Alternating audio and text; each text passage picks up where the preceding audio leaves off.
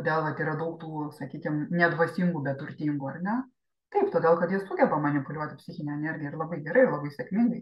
Bet, kaip sakau, yra įrankis, bet jeigu ten nėra dvasingumo lygmens, tai tada viskas gaunasi, na, truputėlį iškreiptai tada. Ir turi tam tikras pasekmes. Nes gausos žemėje daugiau nuo to iš tikrųjų nesukuriama. Nes yra tiesiog manipuliuojama tuo pačiu baigtiniu gausos resursu, gausos kažkokiu tai kiekiu energetiniu iš psichinio lygmens paimtų.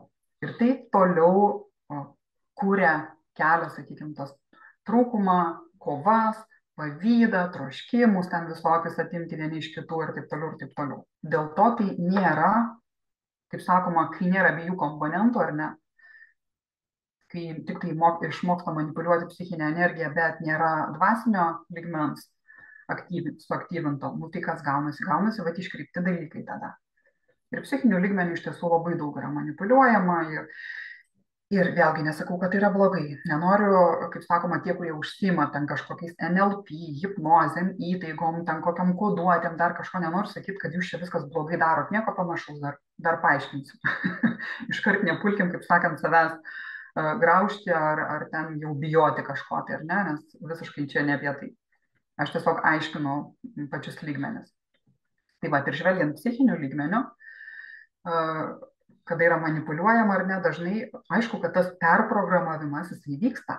Kaip sakau, ar ne, NLP, hipnozės, visi kiti dalykai. Žinau, kad tai yra nepatogu kažkam girdėti, bet kalbu atvirai, nu ką man slėpti, ar ne, nematau prasmės kažką tai slėpti.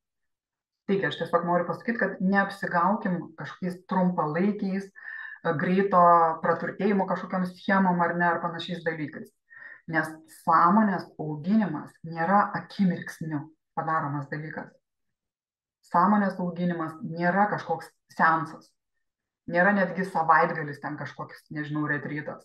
Netgi nėra, kaip sakau, 21 dienos, ką įrašau reikalas, ar ne? Tai yra procesas. Kiekvienam jisai individualiai.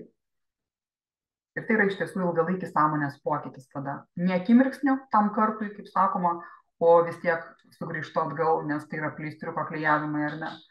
Bet yra iš tiesų jau savęs, savo kitos absoliučiai galima sakyti matricos sukūrimas ir savęs šitoje matricoje jau įkūnymas.